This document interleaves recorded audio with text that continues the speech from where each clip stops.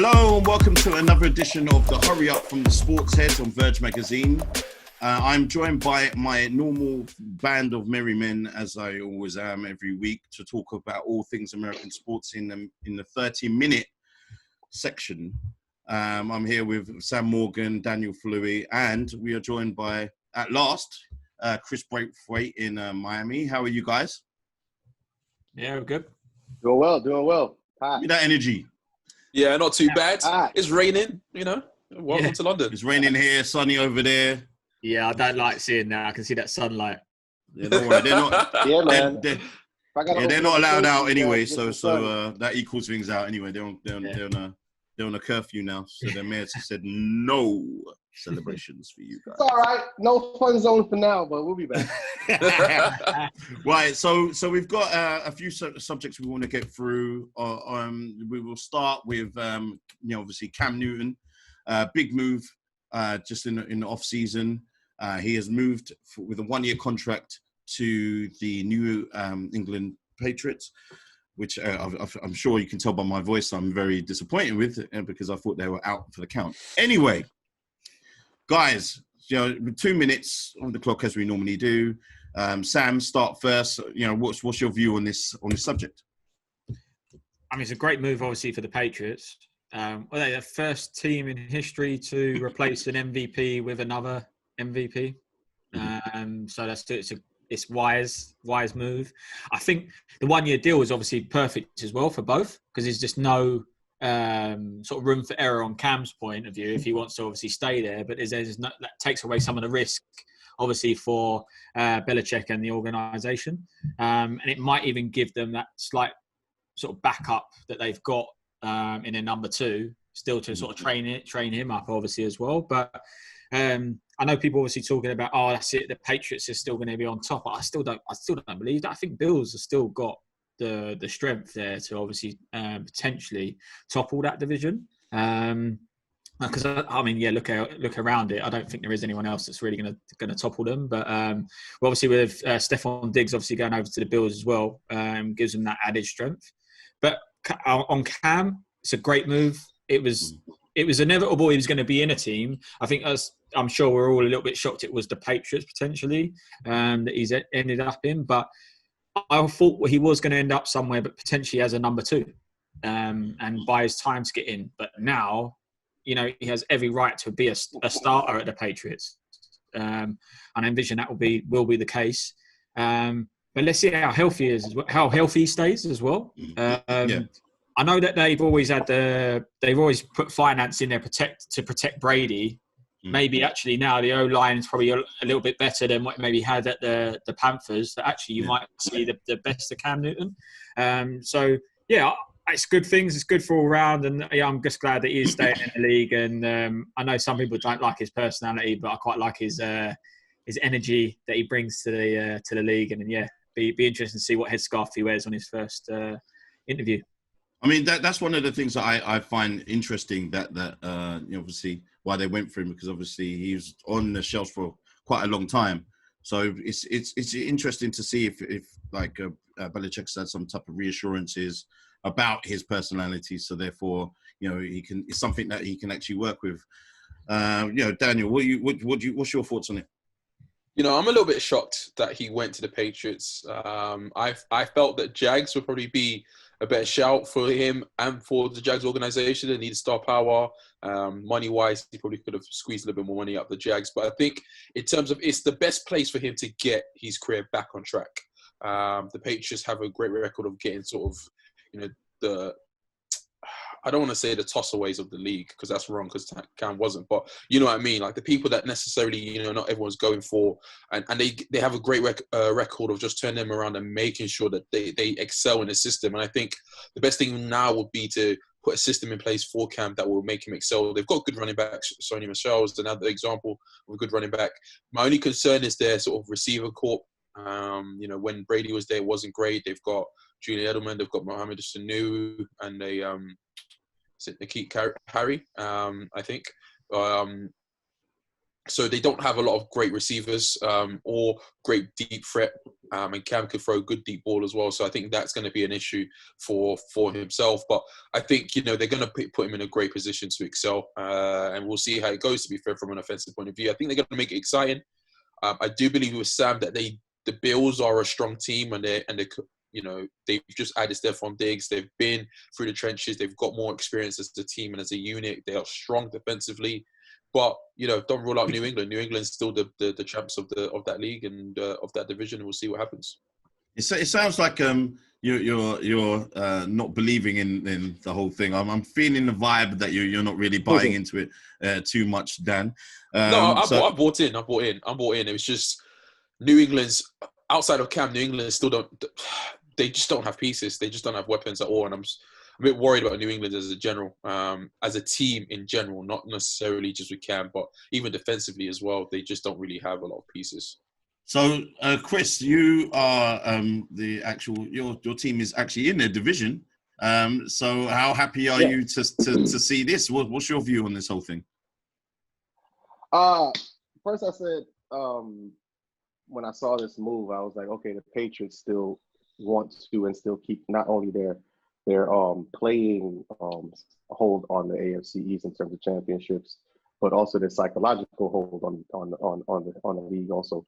The Bills have made their moves, but no one has actually beaten the Patriots, or the Patriots haven't let anyone beat them in such a long time that there is a psychological battle for the rest of the AFC East to go ahead and try to fight through. Miami's going to be should be stronger, obviously, than last year with their new team in the organization, and the Bills also got stronger. I'm not sure about the Jets; they're still on the bubble, but I believe there will be a race for the top. We're not sure how Cam does fit inside the system as yet, but in terms of the Patriots getting Cam, I will say this: he's 31, still a beast.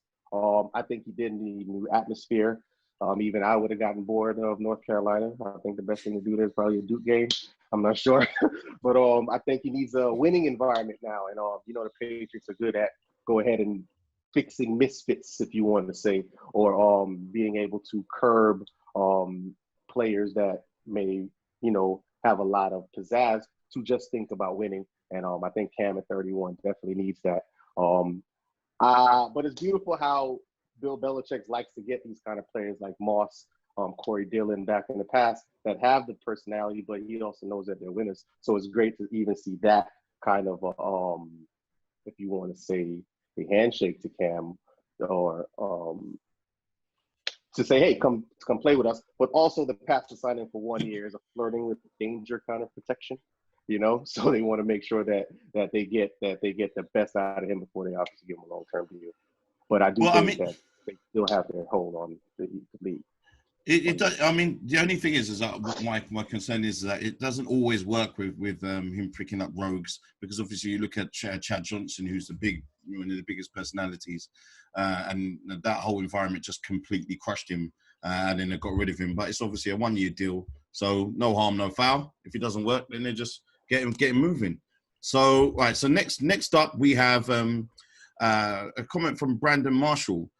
Brandon Marshall said that he believes that Green Bay Packers have actually wasted Aaron Rodgers' career.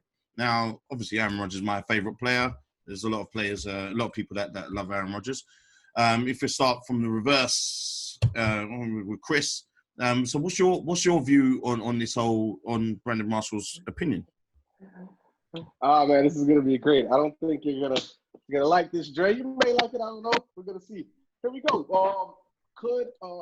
The question is, has Green Bay wasted Aaron Rodgers' career? Do I agree? No, I do not. He's a Hall of Famer.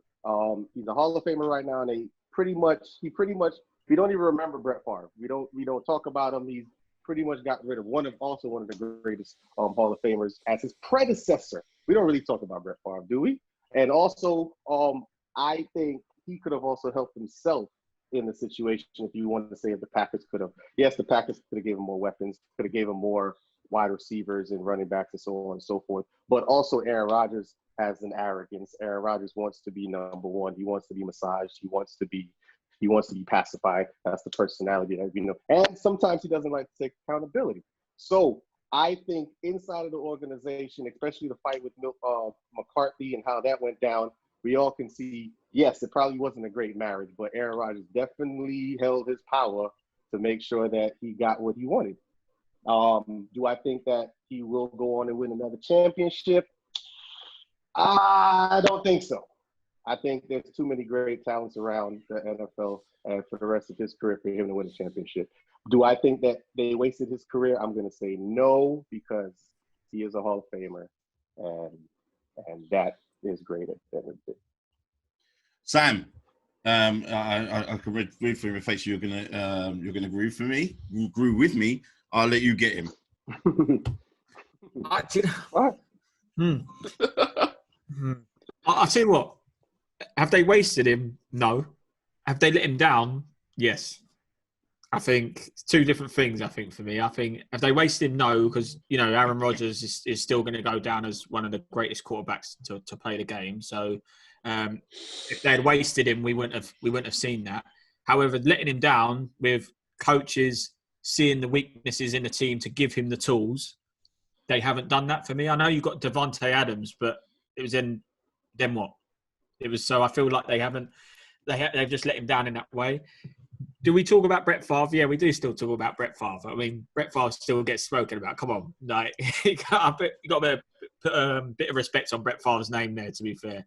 Aaron Rodgers probably could have been better in another organisation. However, again, we've just spoke about the GOAT in a sense in terms of Brady, and the fact that they didn't actually have some of the best players and all the sort of big high-end names. So the organisation kind of helped him along the way. So I think I'm just going to say let down. I don't think he's had the correct tools, the correct... the organisation probably haven't actually ever let him down, not wasted him, because he's made best of a situation. I don't think they've wasted him. I can't say that, because I think if you're still one of the greatest QBs with the tools that they have had, in a sense, they probably could have continued to do a little bit better. So maybe actually Aaron Rodgers may silly look himself in the mirror at sometimes. So that's how I would see. That's how I would look at it, because there are times actually it's like anything. It's like anything. If you look at the Saints and Drew Brees, is it Brees? Whose fault is it that they haven't gone on and won something? It's not just Brees, is it? Well, I mean, I definitely agree with you. Your argument wasn't strong enough for me in I'm not blasphemous statement from Chris. He was kind of agreeing with me. Daniel Louis, please can you correct this man on the GOAT? Let me school you boys, okay? Because firstly, Green Bay have not signed a first-round offensive talent at all since Rodgers has been there. That's right, first-round talent. They've not done that on an offense at all. Secondly, the time when Aaron Rodgers has had a top 10 defense, Aaron Rodgers has had a winning record. Half the time when Aaron Rodgers has not had a winning record, he's either been injured, or they've not had a top 10 defense. When Aaron Rodgers had a top 10 defense, he got them to the Super Bowl. When he had another top 10 defense, he was 15-1. Yes, they wasted him, because when you consider Aaron Rodgers is arguably the best thrower of the football to ever grace the NFL, it's a waste that he's only won one Super Bowl. I said arguably, Sam, arguably. Secondly, it's the same thing. You've got Dan Marino. Was he wasted with the Dolphins? Yes. Did they get him a Super Bowl? No. With that talent, arguably one of the best quarterbacks of all time? No.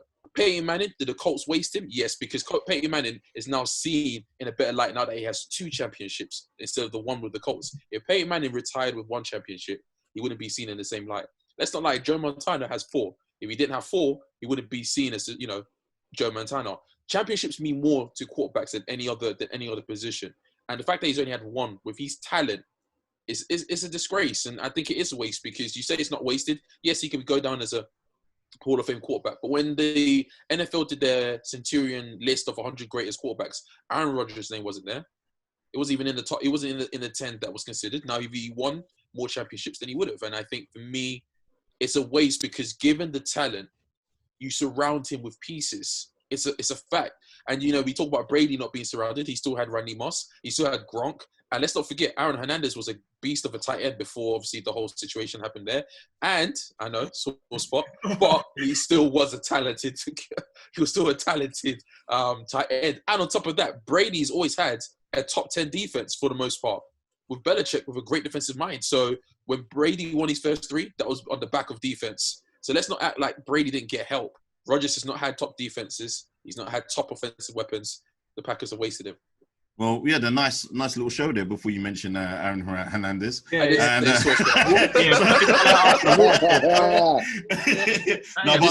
he was talented. I think that Aaron Rodgers is greatly underestimated, and I think that he's going to be very, very motivated this coming season because of people have written him off, and a challenge has been put down to him. So we're going to see the best of Aaron Rodgers as we did at the start of his career when he was left in the back room for so long. Which leads me to this great question for you guys. Can I have a bet with someone then on that he doesn't come under as one of the top 5 QBs stat-wise this season? Well, this leads me to this conversation we're going to have now, which is which QB this season currently, obviously now we can include Cam, is your favorite for the 2020 MVP. So I will start with Daniel. Who gets your vote? You know what? I'm going to go a bit different. I don't want to go with the Patrick Mahomes. I don't want to go with the Lamar Jackson. I do think that arguably is one of the two of them. But I'm going to go a bit outside the box. I'm going to go with Deshaun Watson. I think Deshaun Watson arguably is just as talented as the other two I mentioned. He's a great QB. I really love him. Been watching him since he was at Clemson. Great QB. Dabo said he's the Michael Jordan of the QB, so it's high praise. And I just feel, a lot of talk has been talked about the AFC in terms of the upcoming talent in QB, particularly Patrick Mahomes and Lamar Jackson, which is great and they deserve it. But I think Deshaun Watson's getting overlooked. And I think right now, particularly the fact that he doesn't have D-Hop, and he's got basically, weapons that can't stay fit or can't produce well, I think he's going to elevate them and elevate the Texans. And if he does well with that team, especially with David Johnson, who's arguably lost his best days are behind him, Will Fuller maybe doesn't stay fit. If Deshaun can get them to the playoffs, I think he should be nominated for MVP. When he started off his rookie season, he was on course to be Rookie of the Year and maybe Offensive Player of the Year as well. So I do think he's got a point to prove. I think he's, like Deshaun, I think he'll be jealous ahead that Lamar and Patrick are getting all the praises, and I think it's going to be him. I think second shout out will probably be Russell Wilson, just because he's my boy. Love him to death. Mr. Consistent in probably the toughest division in football right now. If he comes out of it and gets to the top, Russell Wilson is Russell Wilson. I just think he doesn't get enough love. It's quite interesting. I thought you were going to go with Russell Wilson first of all. I thought you were going to do a nice homer pick there. But it's nice of you to look at Mr. Watson and see. Let me go, because I can see Sam is chomping at the bit there. So Sam, who are you thinking? Definitely not Watson.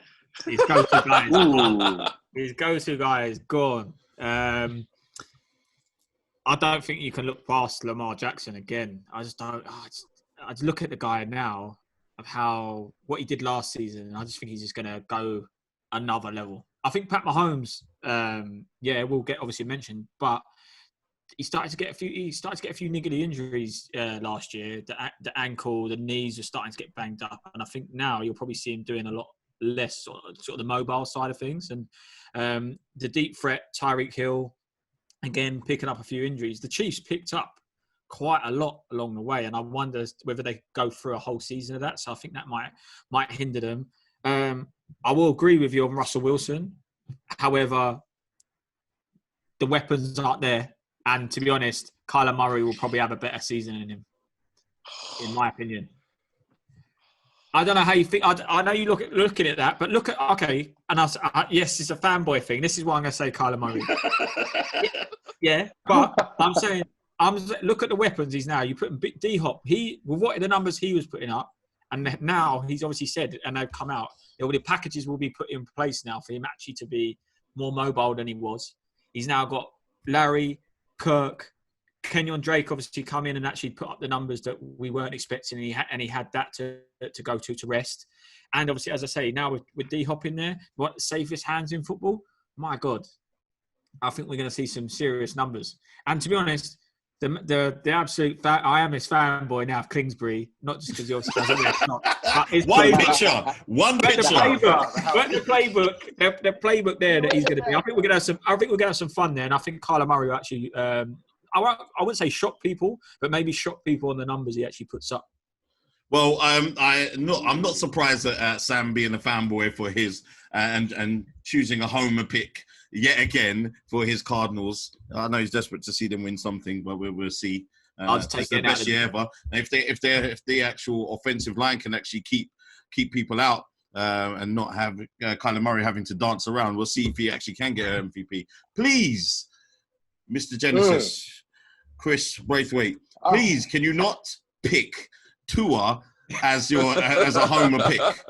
So please, can you please settle these guys down with a sensible pick, please?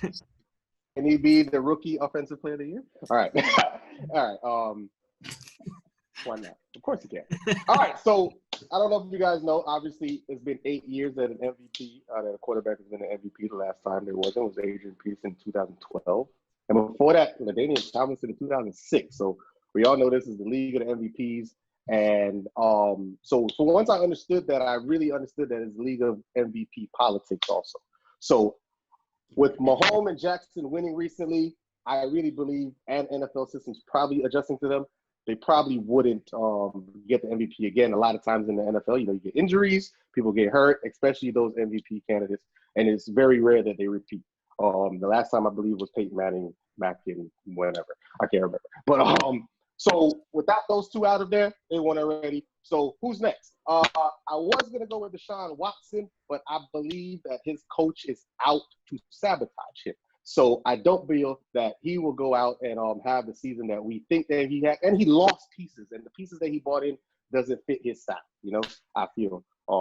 So I have to go with MVP Russell Wilson. I believe it's his time to get the MVP. He's the only Super Bowl champion right now in the NFL that does not have the MVP. And I believe it's just his time, the time in the league.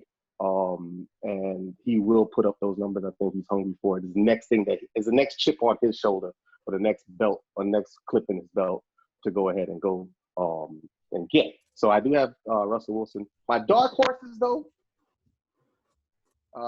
Sam would be happy. Kyler Murray is on my short list. Is definitely on my short list with the weapons that he's gotten. And his second year, I do believe his second year is too much. He's still learning. And I think my veteran dark horse is Matt Ryan. Also with the pieces he has in Atlanta, just got Todd Gurley, and he can have an explosive season. He's always up in the numbers. It just depends on the team. Why not? He won in 2016, so why not? Listen, I think that dark horse. They've already started this quarantine thing, and he's been there in his house too long with that last one. All right. But I'm surprised that none of you guys are picking. Surprised that none of you guys are actually picking. Obviously Mahomes is like ridiculous. Like, what can't he do? And obviously, that bad man, Aaron Rodgers. I'm surprised because that you're going to see a comeback season. And before we move on to the next subject, my personal thing bet is Danny Dimes from New York Giants. But anyway, get off there! We're removing you from a host.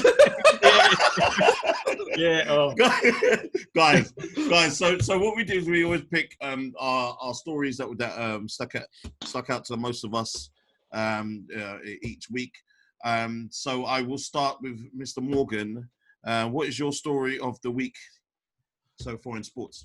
I'd like to mix it up a little bit. Obviously, I'll go back to the boxing. I've brought up Dylan White before. And actually, this past week, there's been a spat between him and Fury. With Dylan White saying that obviously he's knocked him out previously. He was sparring. It's my time. He should be fighting. Whereas Fury's now like wait in line, little boy, and things like that now. That it's actually starting this little this little beef, and obviously now Eddie Hearn's come out and be like, yeah, Dylan White should take priorities. He's like spinning plates and money plates where he can. But I feel like Dylan White is getting disrespected so much in the boxing world that something needs to give at some point. Like the guy just keeps getting, you can fight for the little second belt. You can for the silver medal belt every time, and he's getting all the cast-offs. And I think it's disrespectful. And I think now it's just getting to a point where it's getting, for boxing fans, I think it's getting boring now. It's like, oh no, we keep talking about Joshua and Fury, and Wilder shouldn't even be mentioned. Wilder shouldn't even be given another fight, to be honest, after what happened last time. Ouch. Yeah, I think he should be taken out. Because Dylan White, as I say, just keeps going. It's like, what's going to happen? I can already see that it'll end up, Fury will fight Wilder, Fury will win again, and Dylan White will be, so, oh, you can fight Wilder now. It's like always, he's just playing second fiddle. And I say it's just getting disrespectful now.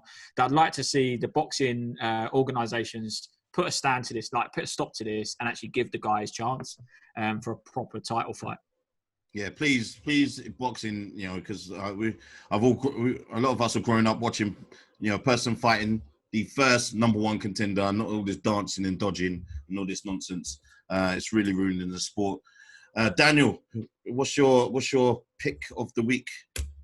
Yeah, my pick of the week is the NBA's policy to paint the court in Orlando for when the NBA season resumes. They're going to paint the court in Black Lives Matter slogan, and they're going to allow the players to wear their jersey. Now, in a country that supports freedom of speech, I think it's a good. It's not.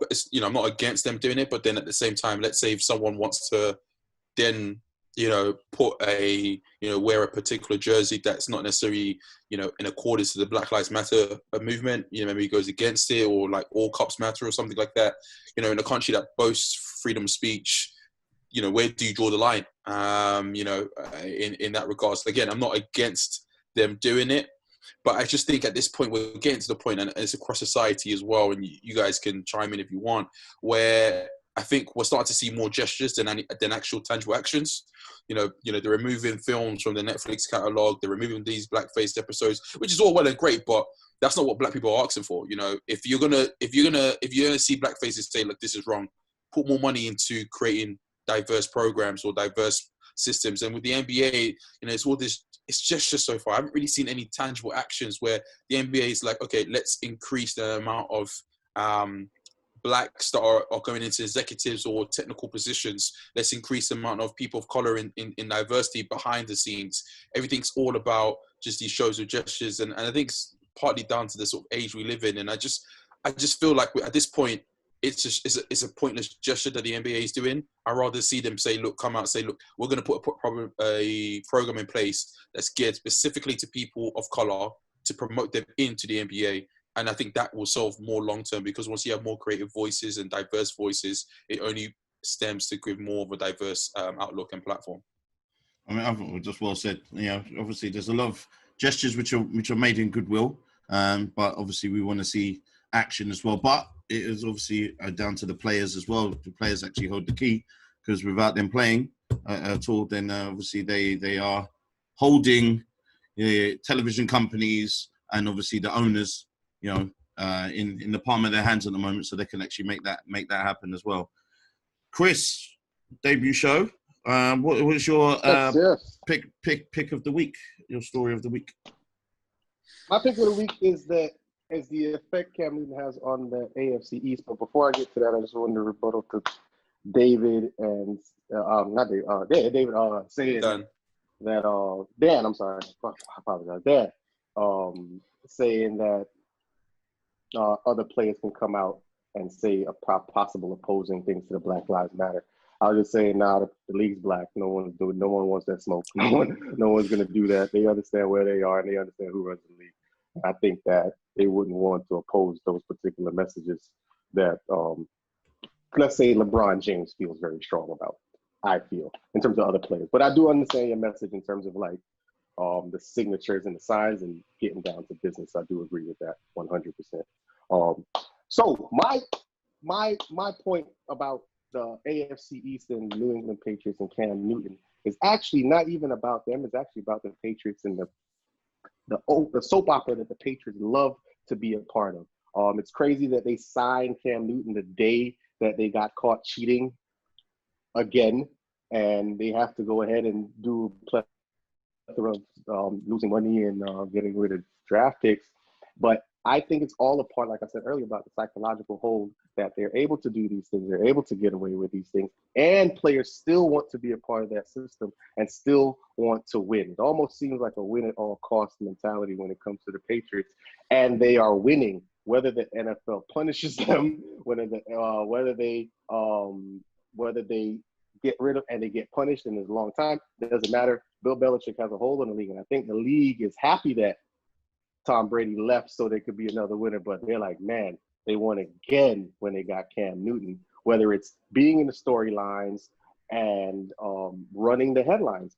And it seems like Bill Belichick is the guy that just is quiet and sits back and doesn't say anything, but that man is pulling all the strings. The reason why he got the Corey Dillons and the Randy Mosses and the Chad Johnsons, he likes that type of stuff, even though he isn't that. Oh, well said. I think the rest of the league would actually celebrate you coming at the Patriots, not so much people in Boston. They seem to just get away with it again and again and again. But you know what? To be honest with you, at the moment in this world of so many different things that everything matters, in the scale of things, what they've just done now really doesn't matter. At the end of the day, we just want to see the sport back. But you know. I'm sure they'll do something else. I'm sure there's something else in there, some private jet or some type of drone or something like that they have to be able to spy or get away with something else. They're gonna figure it out. Trust me. Or maybe two QBs playing at the same time or something. I don't know what they're gonna do. Thanks, guys, for spending time with me. I appreciate you giving me your company this week. We'll be back next week with another edition of the SportsHeads. I just want to mention. A special mention to Kevin Cadle, founder member of the SportsHeads. A few years ago, we started this whole journey with him. Sam is another founder member. And, we hope that we're keeping his memory alive by giving you guys like the highest level of content that we can personally provide, as well as the humor that comes with it. And we are only just fans, just talking about the sport that we love, and that's what we loved about him. And he gave us a massive opportunity, and we are eternally grateful. And we will try to make sure that we give you guys everything that we got, which will actually honor him in the best way that we possibly can. So thank you guys for tuning in. Tune in on iTunes, Spotify, and all those good things on all your chosen podcast providers. And then also, if you check on down below our social platforms as well, so you can actually keep up with all of our news and things that we actually kind of post. And we try to keep up to date as much as possible. That's Sam. Anyway, I'll put it on him. But guys, we'll be back next week with more news from all American sports. Thank you guys for your time. All about the U. Peace.